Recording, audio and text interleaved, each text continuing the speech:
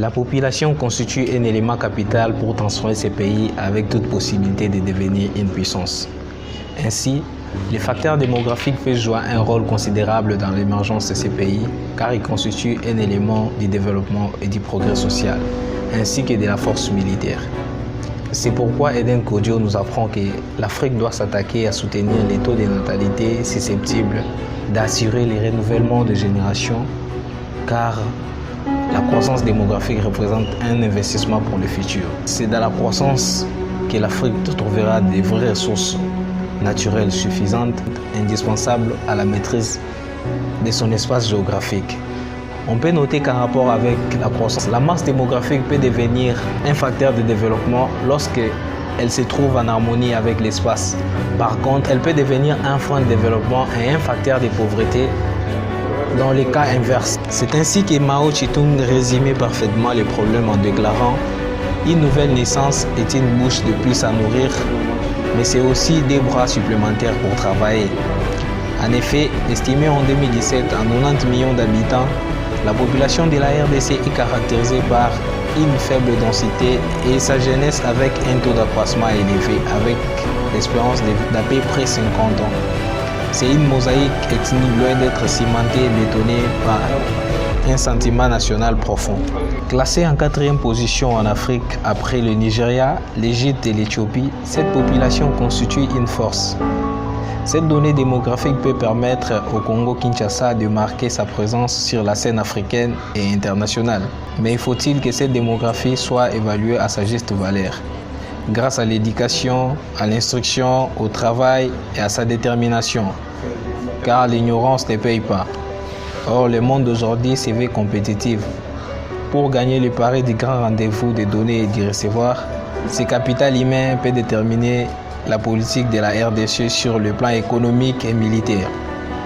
Malheureusement, force de constater que la population est abandonnée à son triste sort par les dirigeants politiques qui divisent pour leurs intérêts égoïstes, à lui inculquant des idées tribales et séparatistes. Ces prédateurs ont joué sur les différentes ethniques en amenant les Congolais à se battre entre eux pour qu'ils aient le temps de s'encavarer des richesses naturelles du pays. C'est pour cette raison que Paul soulignait dans ses écrits « Les colonisateurs prirent les opposés les uns et les autres selon le vieux principe de diviser pour mieux régner.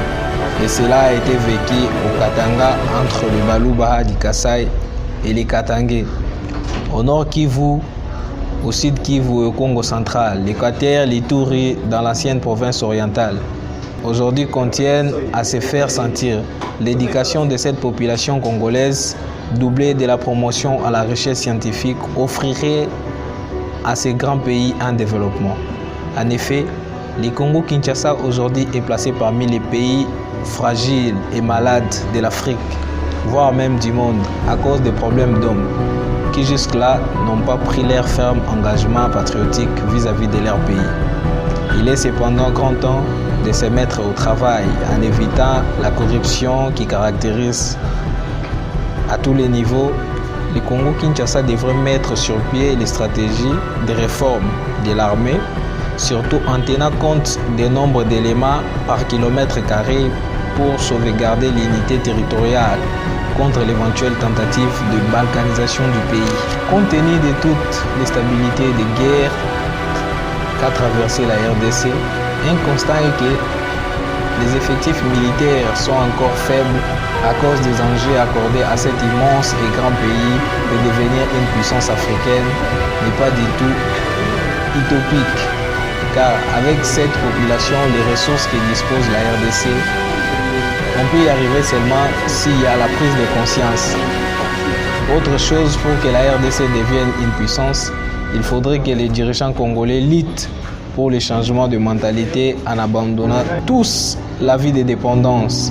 Car aujourd'hui, à 61 ans d'accession de la RDC à la souveraineté nationale et internationale, la situation continue à dégrader à cause de la dépendance. Est-il toujours la réalité du mot prononcé par le Belge Van Bilsen, qui a dit qu'après l'indépendance est égal avant l'indépendance? Il est grand temps que le peuple congolais change sa mentalité en se remettant au travail. Souvenez-vous de la Chine sous Mao Tse-tung. Dans ces années 1945, avec cette masse démographique, le Congo peut se développer.